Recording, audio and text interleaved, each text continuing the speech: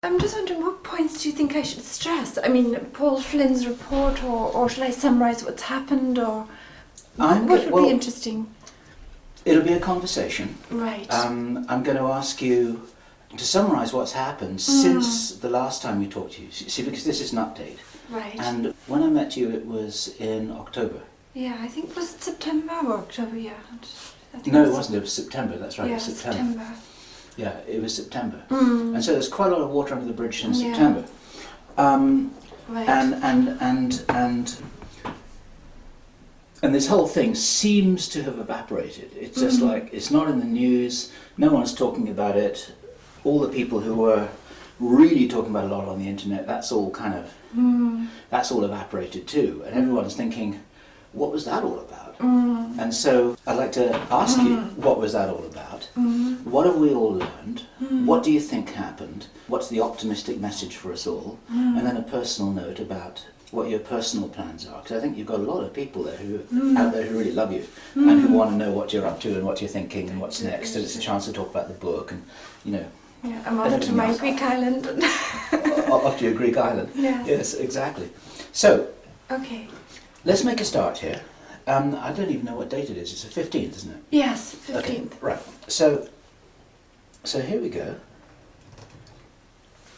So this is Bill Ryan from Project Camelot and Project Avalon, and it is the 15th of February 2010, and I'm in a very rustic farmhouse in the middle of Switzerland here, which is where Jane Burgermeister has been staying in her bed and breakfast, having given a presentation to the Zurich ground crew yesterday. We're surrounded by snow.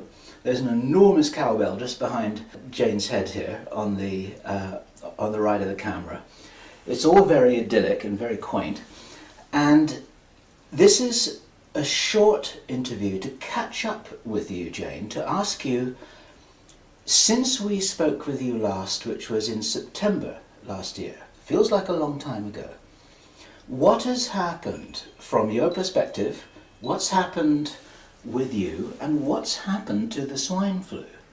Well, the swine flu has fortunately disappeared. It's no longer in the newspapers, it's no longer in the media. People are no longer being driven or encouraged to take the vaccine to the same degree as a few months ago, when it was omnipresent in our lives. Very few people have taken the vaccine in Europe. I think 30 million out of 450 million or whatever. So much smaller proportion than the governments had hoped. In France, they wanted to vaccinate 100% of the population by the end of January, and I think only 6% took it there. 6 or 7% took it in Germany and in the UK and so on, and also in countries like Switzerland. I think 60 million people took it in the USA, according to the figures of the CDC. Again, maybe quite a small portion of the total population of 400 million is it in the USA. So we have seen an incredible awakening among people. They have become aware that the vaccination was more dangerous than the virus, that it contains toxic ingredients, mercury and squalene, and they have passed that information and shared it around with their friends and their colleagues. And people have not gone and taken this vaccination. They have not given in to fears. They have not allowed themselves to be manipulated into taking something that is actually more dangerous than the actual virus. And this has been achieved through the use of the communication and information technology, through the email, through YouTube, through interviews like yours. So I think it's a tremendous event we've experienced, where ordinary people have decided to think for themselves, think critically, examine the facts, and not just to follow authorities, governments, or newspapers and take some vaccine for a non-existent threat. It's nice to have a real victory for a worldwide grassroots movement, isn't it? This is what it is. Absolutely. Even the World Health Organization Director General Dr. Chan said to her executive at the executive board meeting on January the 18th that they didn't anticipate that people wouldn't take this vaccination. They'd invested billions in propaganda, and the controlled media was hyping this virus. So this was really an unexpected victory, and it was due to every single person who spread that information, who took the time and trouble to read about it, to maybe tell their friends, their colleagues, their other members of the family. So what it has revealed to my mind is the extraordinary intelligence and solidarity of people out there, that they do care about their neighbours, their friends. They are willing to pass on this information, and though it was quite difficult to grasp and quite unpleasant to grasp, they were willing to take the trouble to look at the facts and get to the truth in many, many cases. So you're not just talking about people who for many years may have done a lot of research into secret government plans on the internet. You're talking about regular people waking up, looking at the information in front of them, taking stock, acting intelligently and realizing what was happening. I think that is what we're seeing. We're seeing a completely new scale of awareness among the ordinary people, that we have a big problem with our governments. I was just talking to somebody yesterday who said that her mother, who's about 60 years old, has always taken every single vaccine and believed that the governments were representing the interests of people. But when it came to the swine flu vaccine, she looked at the facts and decided not to take it. And slowly she's becoming aware that the government that is giving this vaccine doesn't have the interests of its people at heart, and beginning to ask questions about why are they doing this, who's behind it, what is their motivation. So I think we're seeing in Europe a huge awakening that we have a big problem. We have a shadow government. We have an international corporate crime syndicate, as I call it, who are controlling governments, health ministries, who are pushing this poison onto populations. And the governments have got an interesting problem on the other side, because they've got a population now that isn't necessarily going to be willing to take things at face value anymore. That is something that Dr. Margaret Chan of the World Health Organization herself said. She said we cannot no longer assume that when we say a medicine or drug is to be recommended, that people will actually take it. There's been a tremendous collapse in demand for vaccines among the people in Germany and France, and I'm sure also America, even when it comes to vaccinating their young children against mumps, as a result of the skepticism that has surrounded this whole swine flu campaign. We are seeing the beginning of a tremendous increase in interest in homeopathic remedies and vitamins, in the importance of good nourishing food. So, and a much more critical attitude towards government, as you mentioned. Now, many people will be watching this in America. They may not be aware of what happened in Poland with the health minister there. That's a fascinating development, wasn't it? That was a key development, because the health minister in Poland, Eva Kopacz, is actually a doctor, a family doctor, and she looked at this swine flu vaccine. She saw that it was not adequately tested, and she decided not to order the swine flu vaccines for the Polish people on the basis of the fact that it could be dangerous, potentially dangerous to them. And she was the only health minister of all the health ministers in Europe who made that decision. Even though if you looked at the facts soberly, objectively, you would think every single health minister would have decided not to, purchase this swine flu vaccine. Her decision not to purchase the vaccine was a turning point, I think, in the campaign. It was quite widely publicized, and it made people aware that there are responsible politicians and doctors who recognize there's a problem with this vaccine. So, what happens next from the government's point of view, if there really is a Machiavellian plan here? What happens next from the point of view of all the activists all over the world who have worked so hard for 6 to 9 months to make sure that something nasty, really nasty, didn't happen? And what happens next with the virus? Are we going to see it again at all? Well, I personally don't think we're going to see the virus. We do know that there are scientists working on trying to make the swine flu more lethal. It seems that whoever released this virus didn't quite understand it, didn't understand that it wasn't going to bury itself in people's lungs and become much more virulent, and that scientists like Bruno Lina at INSERM in Lyon, who's affiliated with WHO, is trying to make it more lethal by combining it with the bird flu.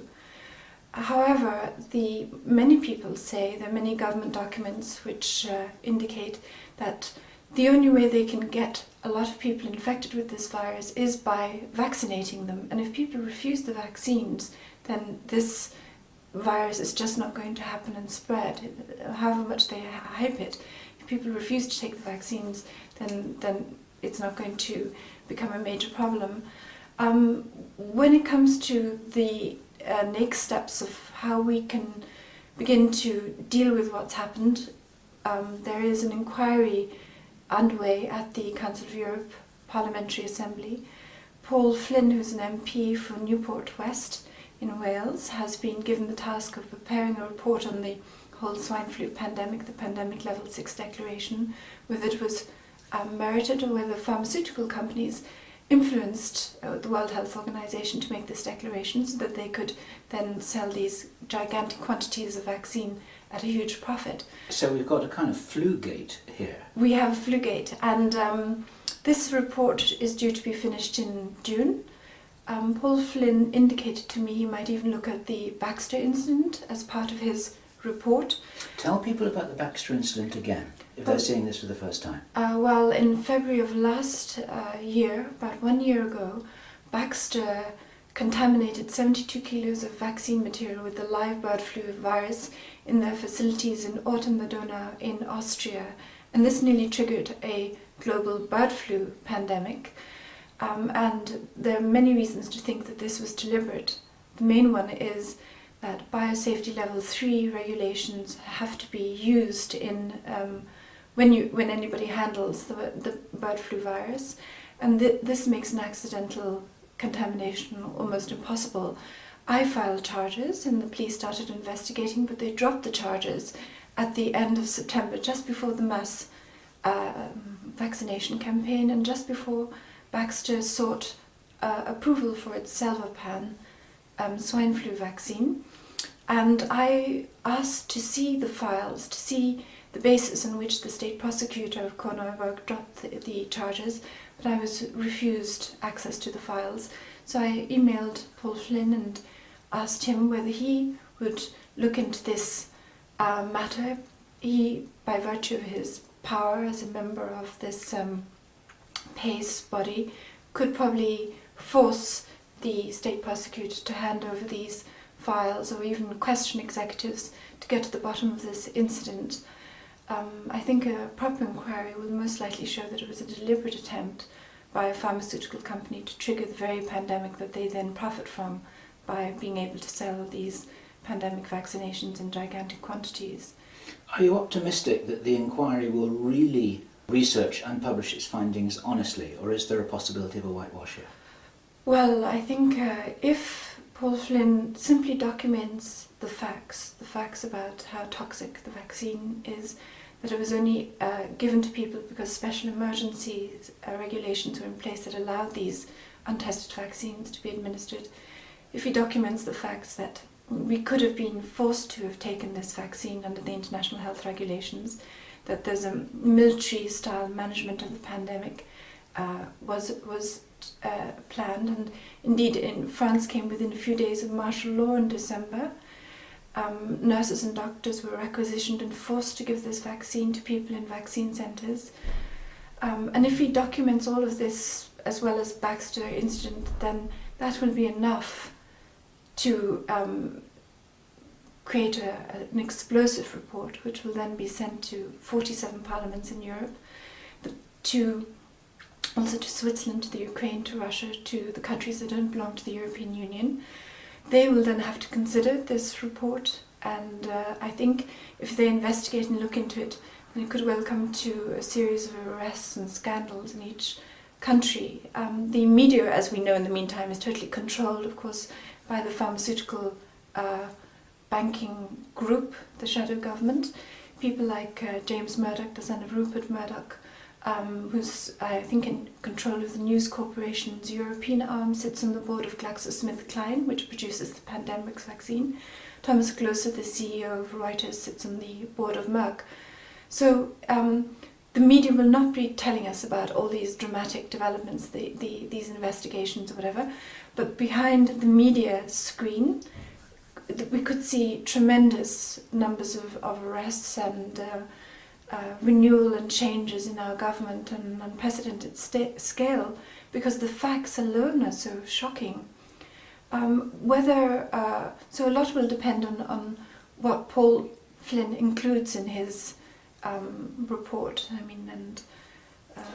Are you in ongoing dialogue with him, or did you just present him with a bunch of facts and now you're leaving it all to him? Yes, all I did was send him an email pointing out this aspect of the whole pandemic event, that there was a pharmaceutical company nearly triggering a bird flu pandemic, which would have been much more lethal than a swine flu pandemic. And I leave it to him. I'm sure he's going to do his job as impartially as possible. He's going to be under tremendous pressure to leave out facts concerning the toxicity of squalene and mercury. So we'll just have to try and keep the awareness among the general public to mobilize support and make sure that there isn't a whitewash. Yeah. And what are your personal plans now? Would you still call yourself an activist, or are you sitting back thinking, well, we won that one and now I can go on to the rest of my life? Unfortunately, I don't think we've reached that stage. WHO has said it wants to keep the pandemic level 6 emergency for 2 more years. That means as long as this pandemic level emergency 6 is in place, it can issue drugs that are untested to people, so we can be getting all kinds of drugs now that haven't been adequately tested. It can take control of the health services and the military and the police in our countries and create this sort of cement the shadow government's infrastructure. So apart from all of this, this shadow group is also involved in the ClimateGate scandal and the financial crisis. It's trying to instigate wars, famines, sending these vaccines to the developing world. So we can't just, say it's all over. It isn't. A huge victory has been accomplished, but we need to go a little bit further and see to it that the report that Paul Flynn produces is a good one, that countries hold their inquiries, and that the people who are responsible for this are actually put in jail. The French are holding a parliamentary inquiry in the next few weeks as well, so that's another opportunity in France to really get to the bottom of this and put the people responsible in jail. And if we get those people into the courts, then we should be able to dismantle a large part of this New World Order government, So I myself plan to write a book in the next couple of months summarizing what has happened, the main areas that have to be looked at, the toxicity of the vaccine, the lack of pharmacovigilance, monitoring of what happens to people who've taken this vaccine, the militarization of the management of the pandemic emergency under the international health regulations. And I've already completed one chapter. You can download it on my website, The Flu Case. And so that's what I'm going to be doing in the next few months, and then just following what happens with this report, how it's handled and dealt with, and try to make sure that we really bring the people responsible for this to account.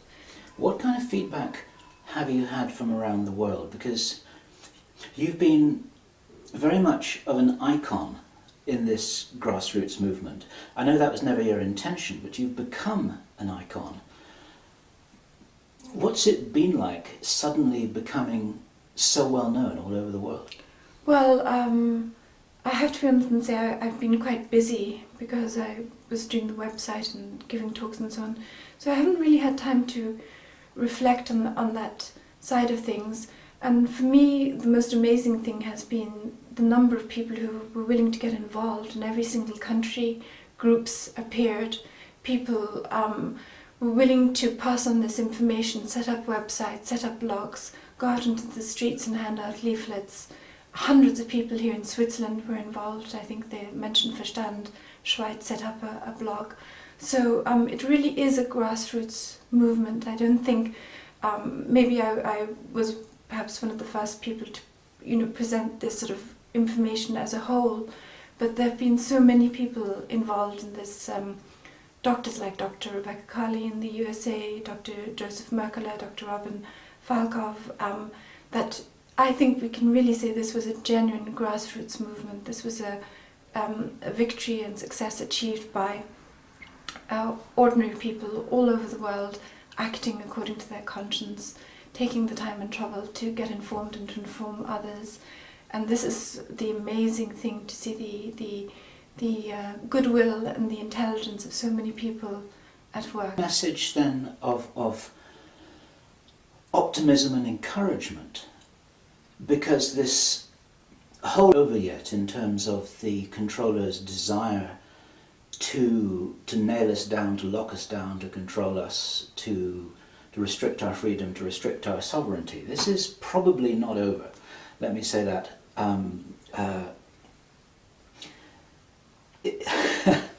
Let me say that as a little bit of an understatement. But what's the message of encouragement and optimism that you see for other people who've been woken up through all of this, and now they may have other things coming at them over the next few years? Well, I agree with you. The controllers have lots of plans up their sleeve, including, of course, a war. They've been planning a major war, nuclear war, for a long time. But they depend ultimately on us being prepared to go along with it. They fill the media, the airwaves, the TV screens with catastrophes. They terrorize us, make us fearful, and they depend on us doing certain things out of fear, taking the vaccine, going to fight in the army, whatever.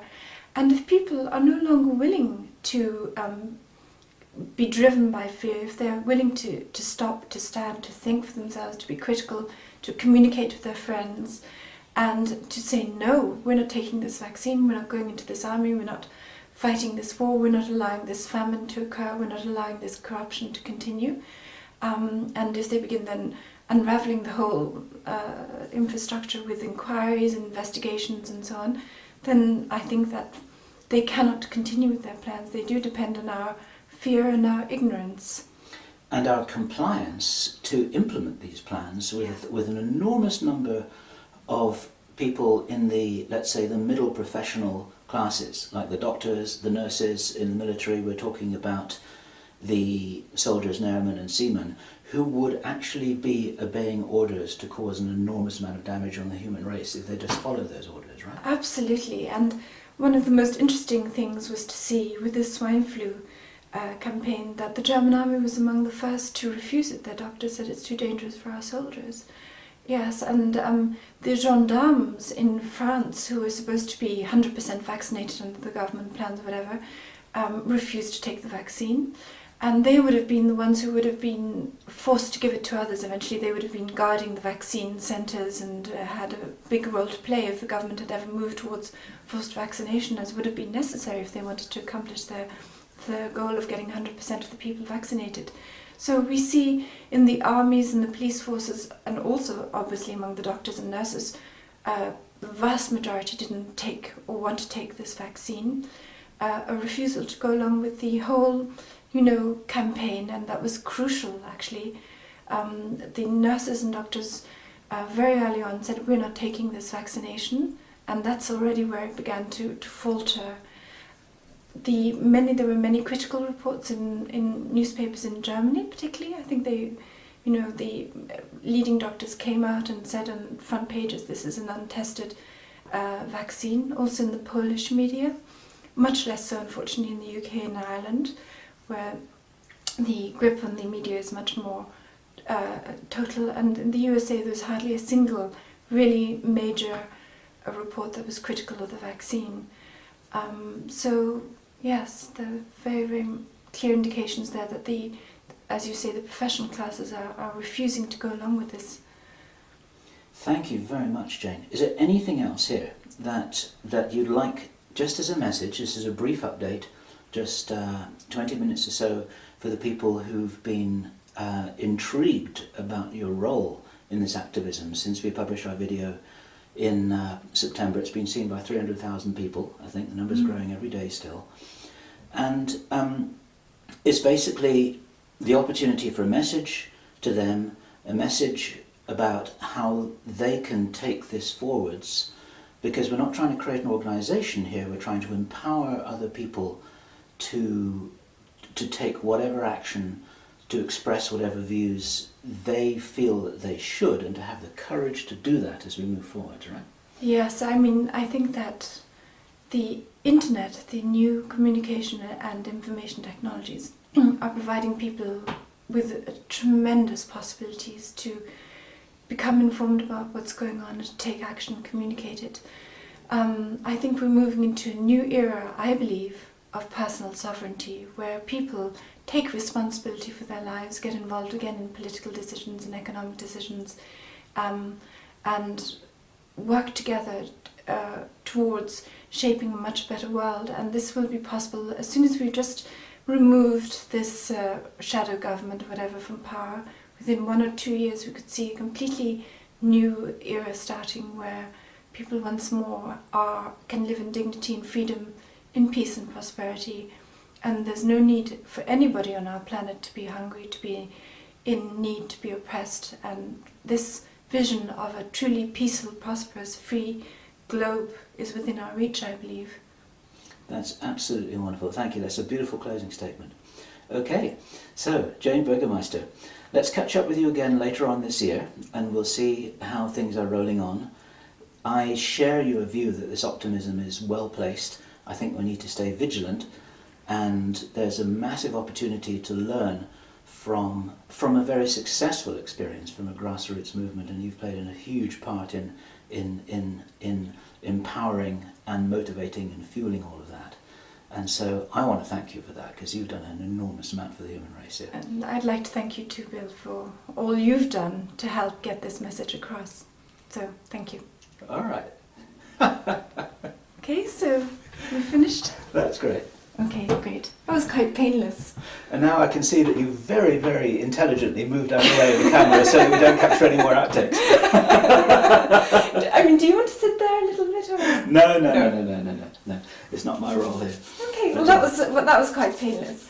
That was beautiful. That was a good job. Thank you so much. Considering a lot of people we're freezing, and you know.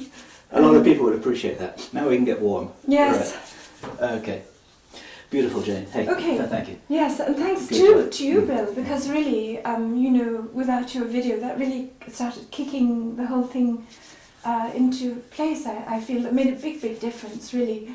We're working as and then, you know, we're all working as a huge. Yes. It's an international global team with people who will never know, will never meet, will never know their names. Yes. And we've all been working together on this all over the world. This is the human race here. You know? And this is what I think is so fantastic. It really is a joint effort. It really was people getting together, people like Goya going out and handing out leaflets, and Ruth, and a tremendous amount of individuals getting active and showing all their goodness, to be honest, because it's a... Yeah. I was amazed at the personal energy. As you said, just regular people, just leafleting, talking to people in the streets, doing what they could, emailing their friends. Yeah. And you have to bear in mind it was a very unpleasant topic, so normally people just don't want to hear about these things, they just switch off. And they didn't. They actually were willing to look at what was really very ghastly facts and, you know, face them and pass them on. Face them and deal with them. Yeah. And I agree with that completely. This this is what gives me so much hope, the fact that it's not just the so-called usual suspects who got up and started saying things on the internet. It was people who never said anything before about anything, suddenly started to become active. Yeah. And I think I was talking to Christian Coton in France on the TV, on the phone, and he said in all his 20 years of activity at the internet in France, he's never seen anything like it since June, when this swine flu began to be debated in France. It's galvanized the internet and created a new internet community, more or less, in France. He said never seen so much debate about this vaccine in his life. I think France has been transformed by this, because before that they didn't really have so much of an alternative media and internet community, and now they've created one over this issue. And there was, I think, one video where just a few doctors gave their views on the vaccine, Marc Gérard and so on, also had almost 1 million views or something like that, so it's a huge thing. If one really looks at the numbers of all the people who've become active all over the world who weren't active before, and if you look at that as a kind of statistical spike, you can see this wake up all over the world visually. You can see it visually and statistically. There are people who are saying, wait a minute, what's going on here? I thought they were telling us the truth, but they're not. I mean, even Sandra yesterday was saying her mum, for the first time didn't take this vaccine, and for the first time began to ask herself, what's going on here? So I thought that's a sign of what's been happening. Yes. But every generation has been willing to take this information on board. And I'm pleased to say that apparently in Germany and France or whatever, parents are not giving their kids the vaccines automatically anymore. They're taking the time and trouble to find out what's in them and deciding not to vaccinate. And this is obviously causing a major crisis now to the whole pharmaceutical infrastructure. I think it could even be the end of it. Yeah, and the spin-off from this is that one doesn't even have to believe in Machiavellian plans that they're trying to kill us all and all kinds of other enormous scenarios that are very probably true and which are also very hard to believe.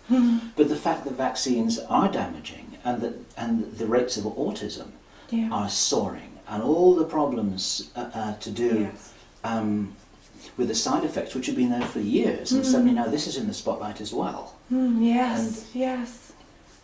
of course, that's just a part of the fact that that, like many institutions, the medical institution just survives in order to serve itself, really. We are perfectly able to heal ourselves, we're perfectly able to treat ourselves in most cases, and we're perfectly able to educate ourselves, to feed ourselves, to determine and research our own spirituality. We don't need institutions and authorities to do this for us, and so that's also an example for how real autonomy can be returning to the people in terms of restoring the sovereignty, which is what you said at the very end there. I think that's the way forward. I was speaking to this Irish guy on the radio, and he's was telling me about the personal sovereignty movement in Ireland, and it actually has the foundation in the constitution that they're allowed, when they go into court, to say things like, I absolve you, court, of your duty, or whatever. Under the constitution, they as a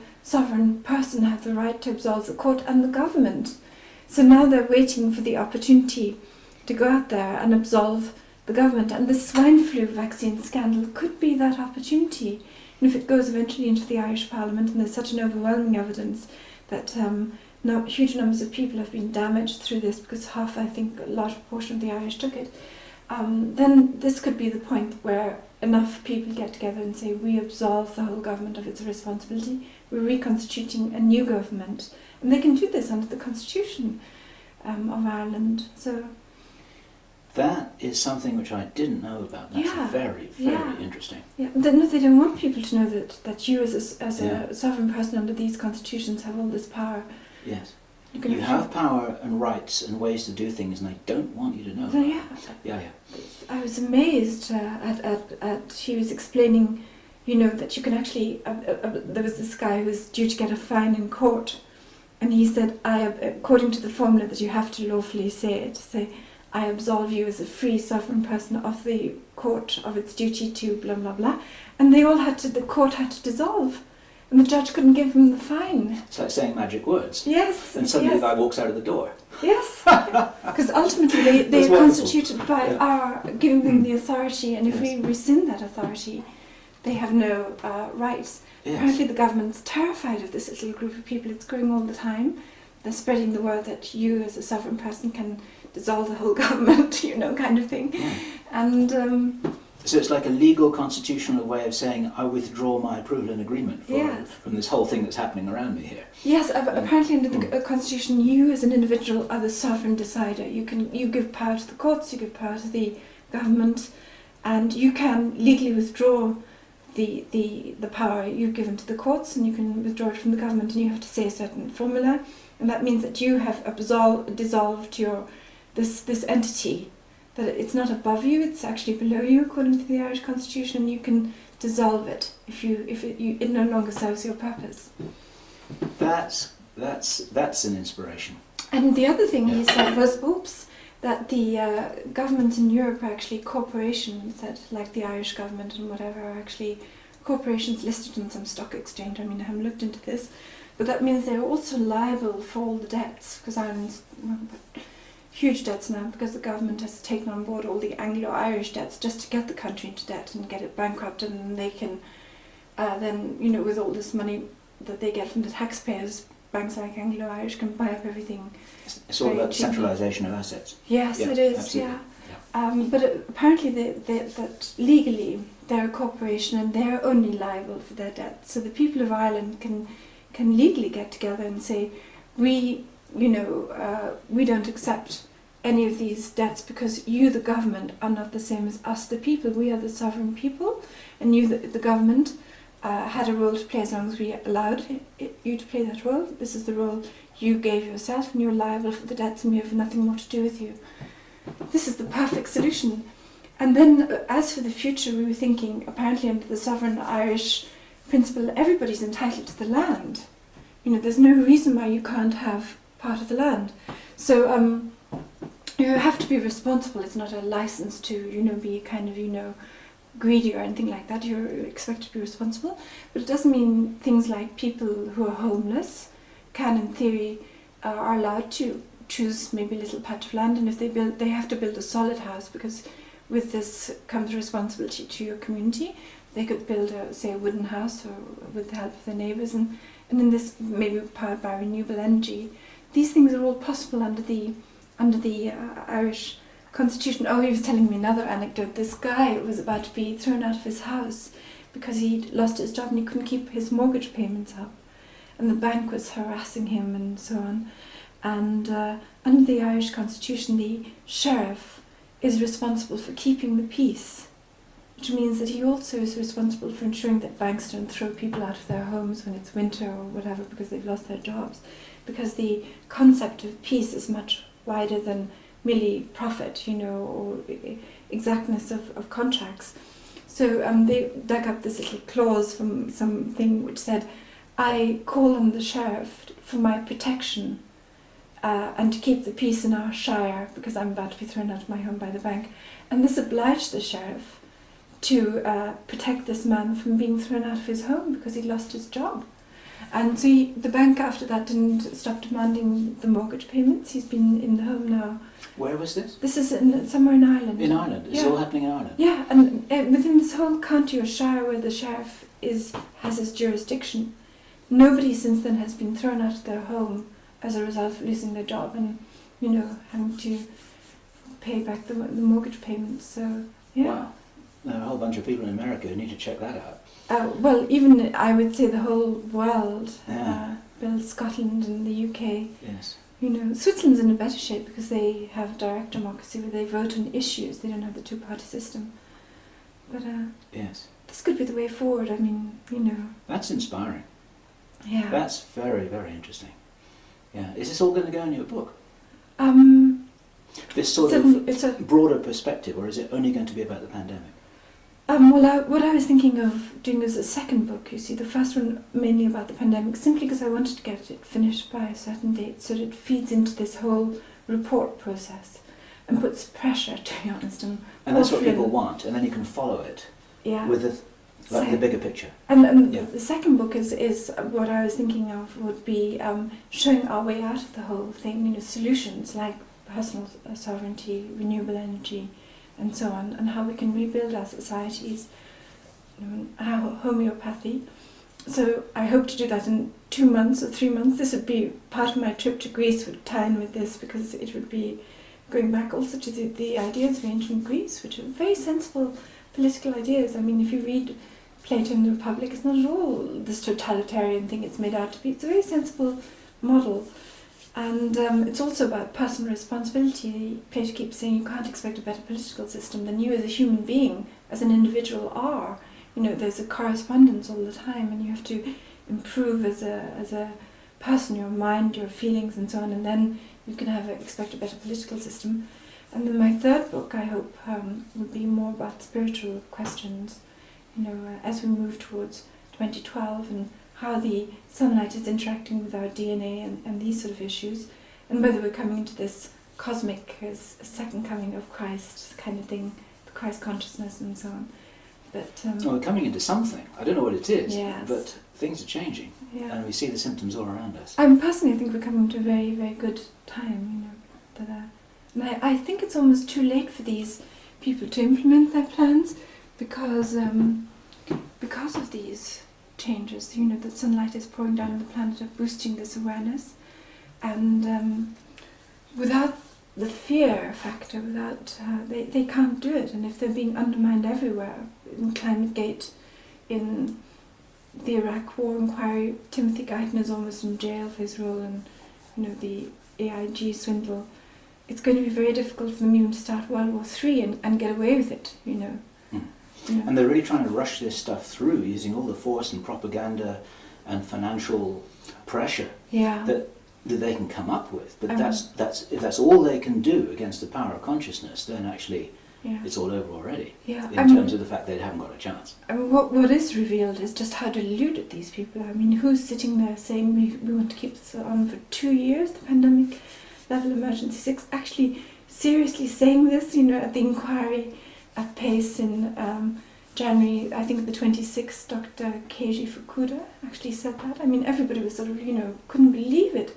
So they're living in another universe. And they still have the levers on power, unfortunately, and in their delusion they can still wreak a lot of havoc and maybe start a few nuclear wars. I'm sure they're thinking in these terms.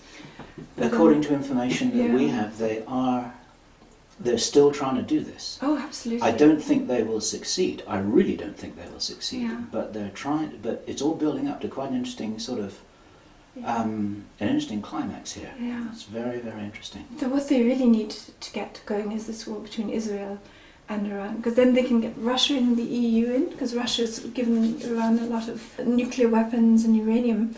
I knew somebody in Vienna who worked for the IEA.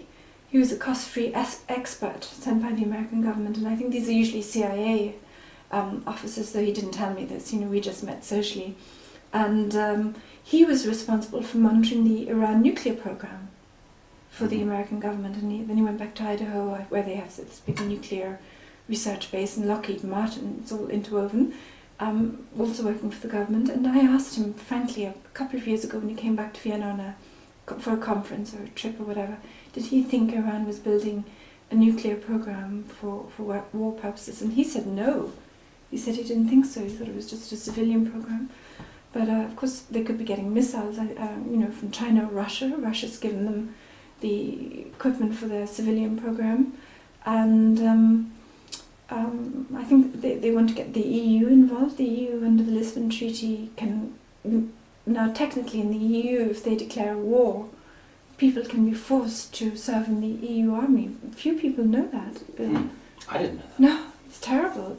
With the Lisbon Treaty came conscription. Really? Absolutely. This is one of the sticking points why the Irish voted no the first time round, and they were given the concession that they don't have to serve in the army.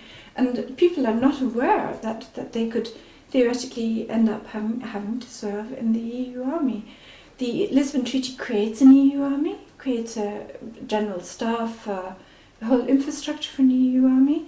Then, of course, now we have this commission, and Baroness Ashton is the foreign minister of the EU, and if she declares a war, every single foreign minister within the EU is obliged to back her up.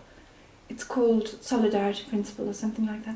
So they're not allowed to say, we don't think this is a real war, we're not bothered, you know. They're actually obliged legally by the Lisbon Treaty to give their support to her if she says, you know, we're declaring a war. And if she does do that, it is theoretically possible to start conscripting people. So you just imagine they start in 9/11, they attack Berlin, a little mini nuclear bomb, they say, you know, Iran did it, and we're in a war situation. They can try and clamp down the totalitarian grid, because in the EU Lisbon Treaty, we're in a police state basically, and then they can start trying to conscript people. Although we're not aware of it, we're sitting now in a totalitarian trap in Europe. And but their dilemma is now that they've lost all credibility. That if they can't get the people to believe the nuke that's gone off in Berlin or something is really from Iran, and they can't get enough people to go into the army and obey these laws of the police to arrest people, and the whole thing's going to collapse. And I think this is their difficulty. That is worth paying attention to.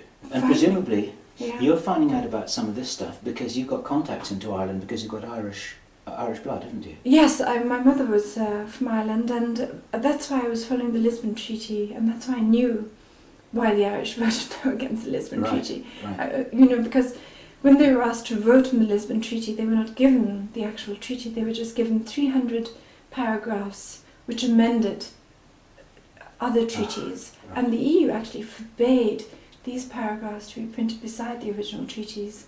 People couldn't see exactly what was being amended. But the Irish, being the Irish, went out and found all the original treaties and put the amendments beside it and printed their own copies, and then tried to figure out, you know, because you're just seeing the legal text and small changes in wording to many, many legal paragraphs and text, so you have to figure out what's actually behind all of this. What are they actually, you know, achieving with all these things?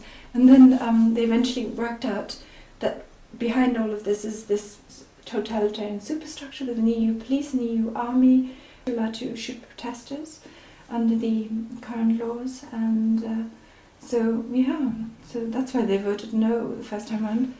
And the Irish police were patrolling the voting stations. So the first time round, every single ballot box was guarded by the police, taken to the polling station by the police, taken to the counting office by the police. Every ballot that was taken out was being watched by about 10 people. And this second vote, there were no police in sight. Police had vanished. There were ballot boxes disappearing and reappearing and so on. And I'm convinced it was a forged vote. I mean, there's no way I believe that the Irish had decided to say yes in that proportion of quantity.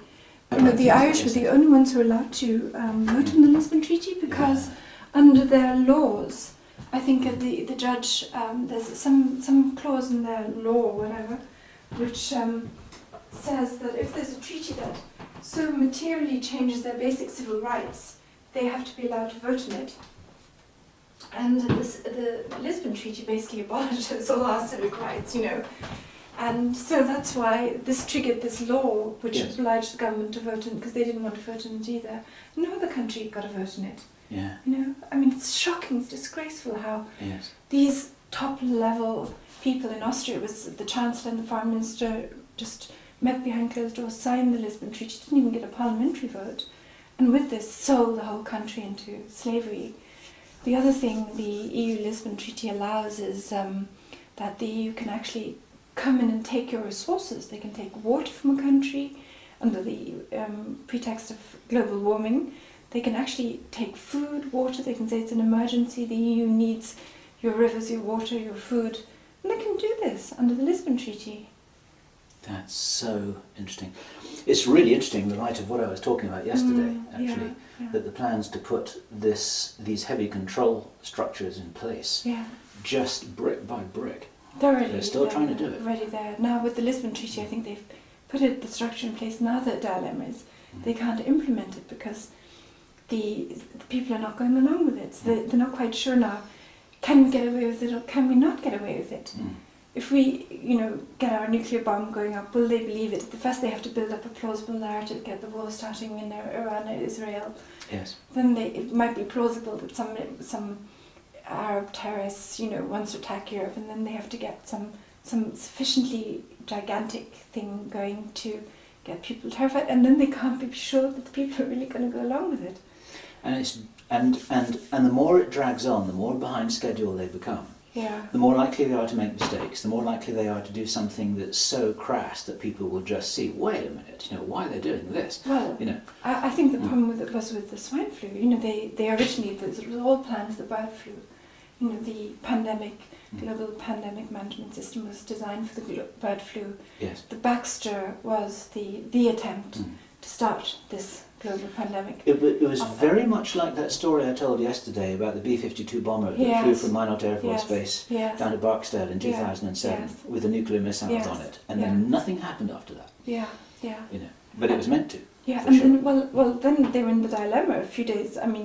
After I filed the charges, frankly, then appeared the swine flu, because they obviously decided they can't get away with the bird flu. Too much evidence that they're up to something. Then appears the swine flu out of nowhere, but they had a problem that the virus that they released, they misjudged it. That they thought they'd released a very virulent form that was going to bury deep into people's lungs and create all this, shocking damage very quickly, and it didn't. It became milder and milder and milder. Yes. They've been working on it really hard, trying to get it more lethal, and they haven't quite managed it. And so we've been very lucky, Bill, because if they had got a lethal thing going, there wouldn't have been the atmosphere in which information about the vaccine could spread.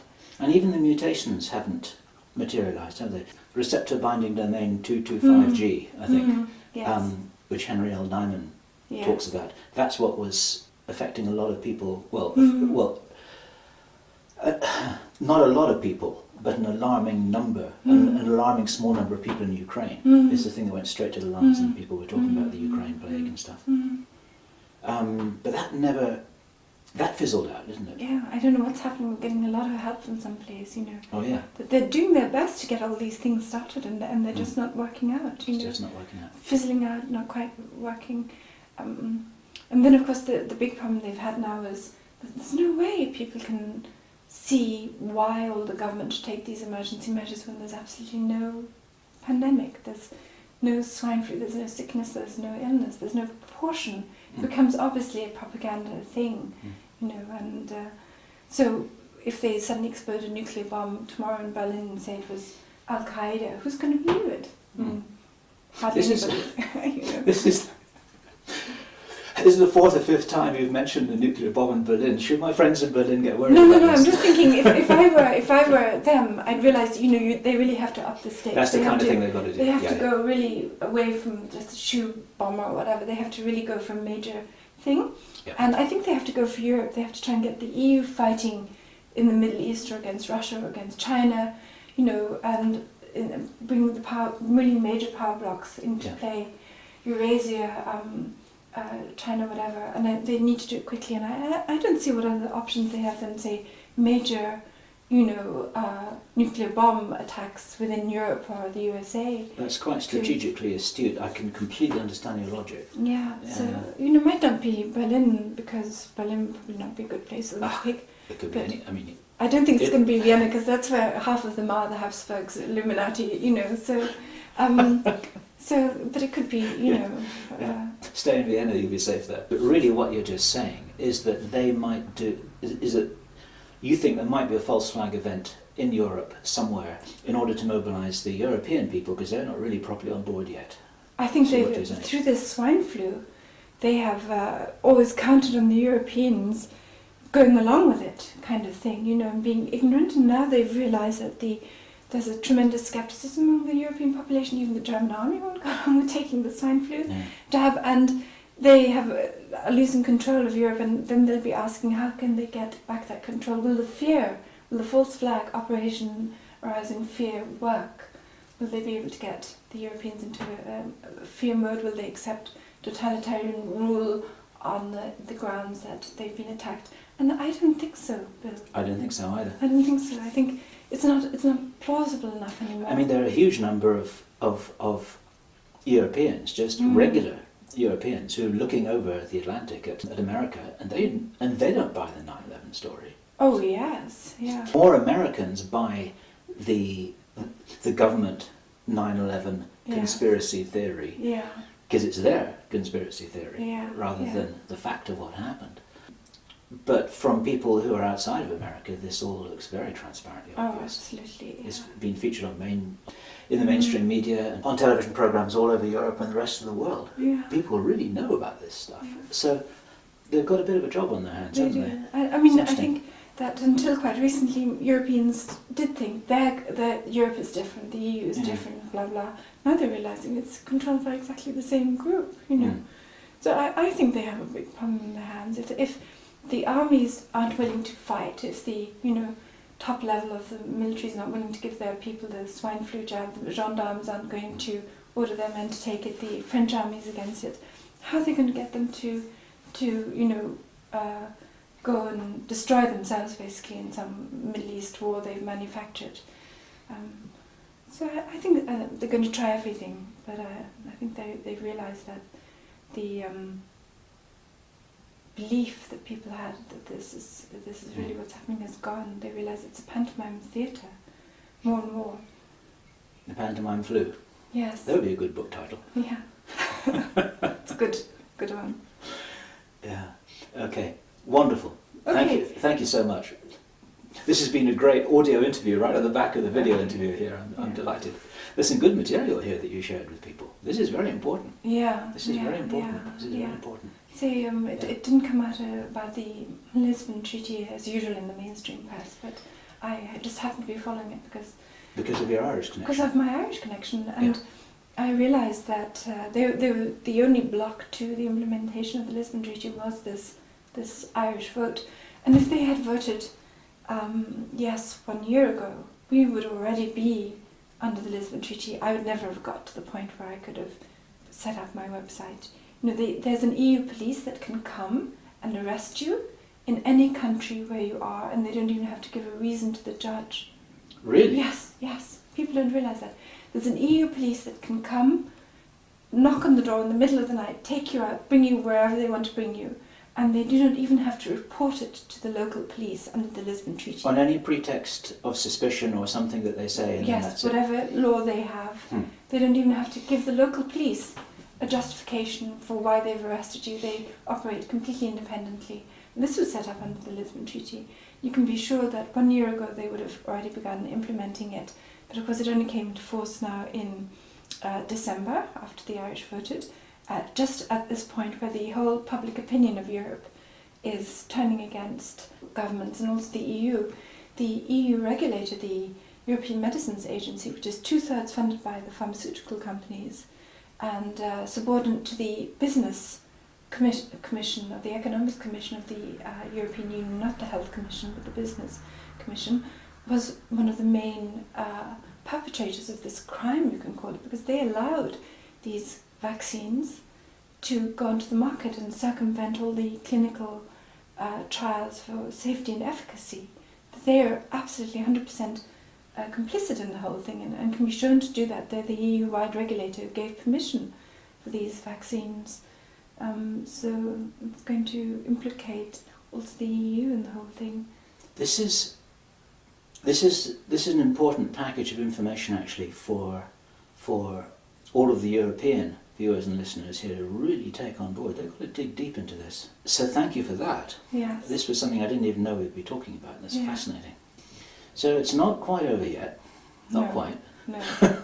It's really, I think, a question of mobilising public awareness for the next few months, Bill. I think if we get to June without a major catastrophe in September, then I think the awareness has been so exponential that there's no way they can do anything. If we can get through this year, we'll be out of the woods, I think. Absolutely. I think even through this half year, I just feel from summer it's going to be much easier for us. We're already we'll be out of the woods. A lot of people listening to this will also be waking up to the fact that they have to do something themselves. They're here for a reason also.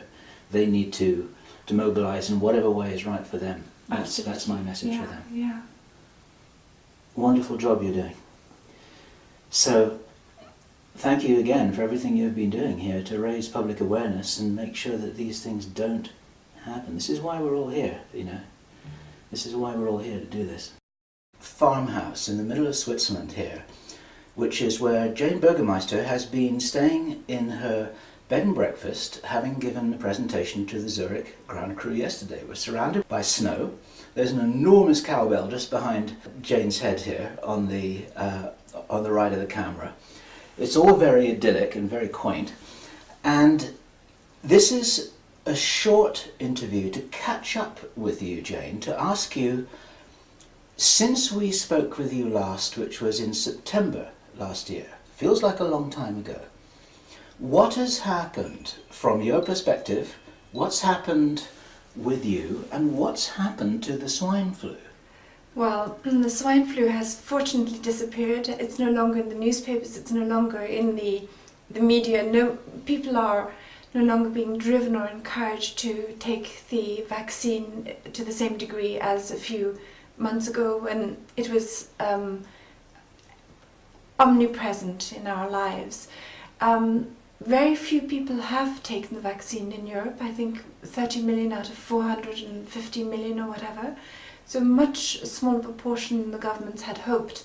In France they wanted to vaccinate 100% of the population by the end of January, and I think only 6% took it there. 6 or 7% took it in Germany and in the UK and so on, and also in countries like Switzerland. I think 60 million people took it in the USA, according to the figures of the CDC. Again, maybe quite a small proportion of the total population of 400 million is it in the USA. So we have seen an incredible awakening among people. They have become aware that the vaccination was more dangerous than the virus, that it contains toxic ingredients, mercury and squalene, and they have passed that information and shared it around with their friends and their colleagues. And people have not gone and taken this vaccination. They have not given in to fears. They have not allowed themselves to be manipulated into taking something that is actually more dangerous than the actual virus. And this has been achieved through the use of the communication and information technology, through the email, through YouTube, through interviews.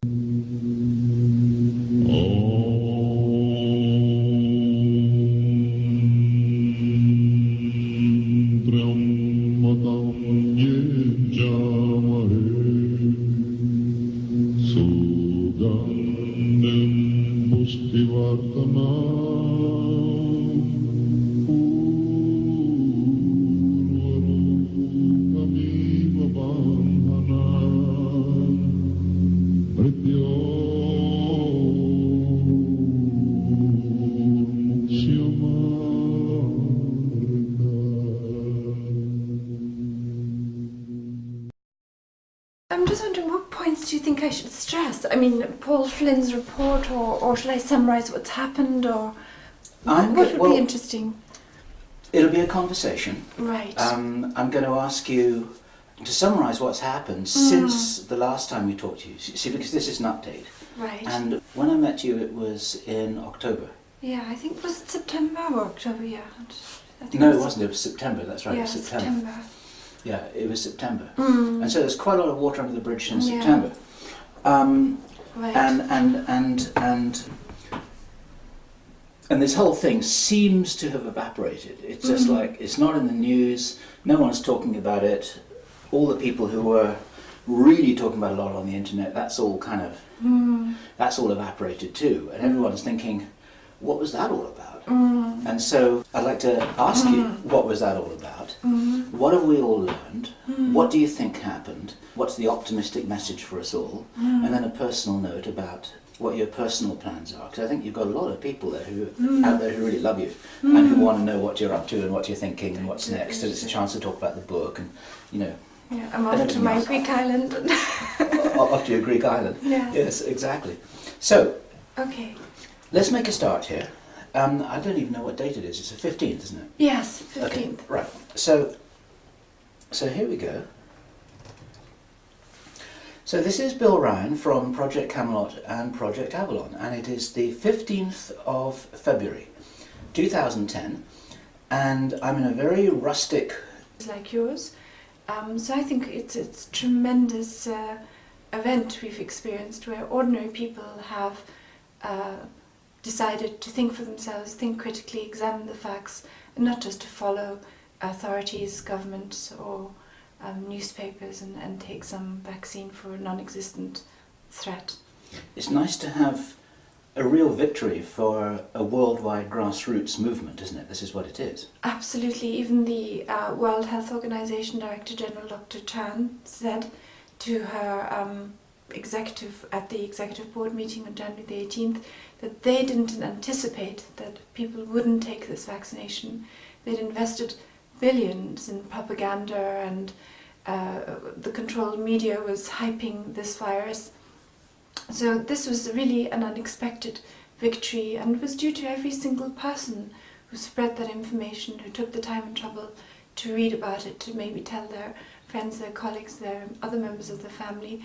So what it has revealed to my mind is the extraordinary intelligence and solidarity of people out there, that they do care about their neighbours, their friends. They are willing to pass on this information, and though it was quite difficult to grasp and quite unpleasant to grasp, they were willing to take the trouble to look at the facts and get to the truth in many, many cases.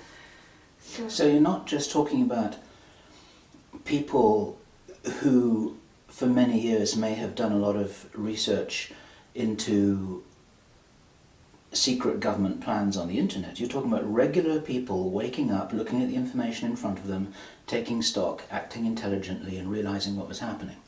I think that is what we're seeing. We're seeing a completely new scale of awareness among the ordinary people, that we have a big problem with our governments. I was just talking to somebody yesterday who said that her mother, who's about 60 years old, has always taken every single vaccine and believed that the governments were representing the interests of people. But when it came to the swine flu vaccine, she looked at the facts and decided not to take it.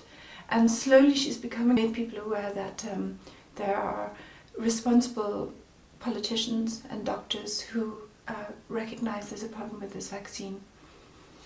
So what happens next from the government's point of view, if there really is a Machiavellian plan here?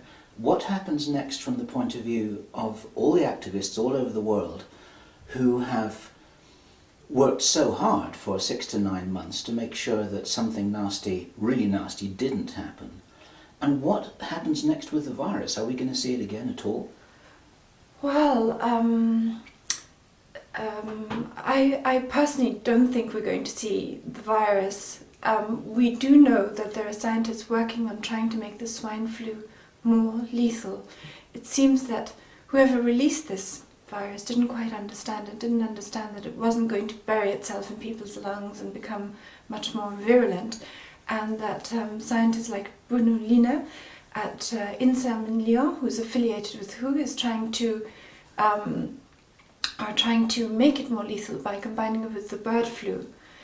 However, many people say, there are many government documents which indicate that the only way they can get a lot of people infected with this virus is by vaccinating them. And if people refuse the vaccines, then this virus is just not going to happen and spread, however much they hype it.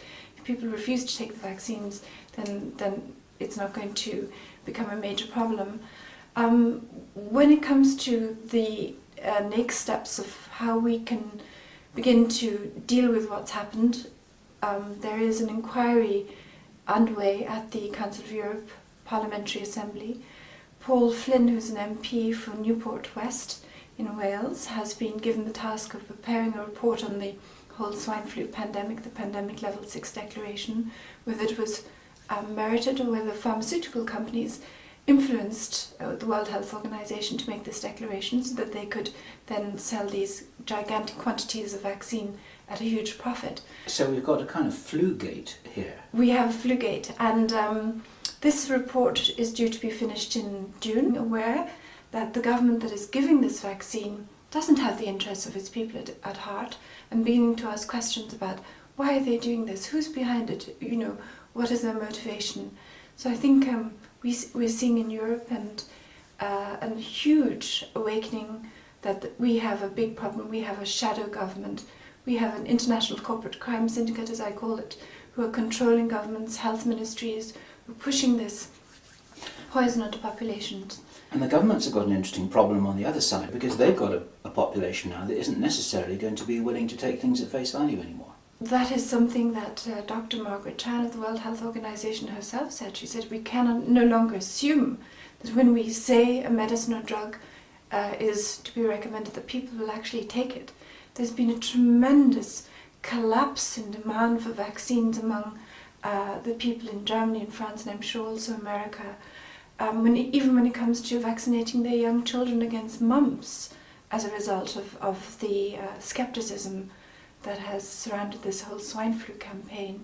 We are seeing the beginning of a tremendous increase in interest in homeopathic remedies and vitamins, in the importance of good nourishing food. So, a much more critical attitude towards government, as you mentioned. Now, many people will be watching this in America. They may not be aware of what happened in Poland with the health minister there. That's a fascinating development, wasn't it?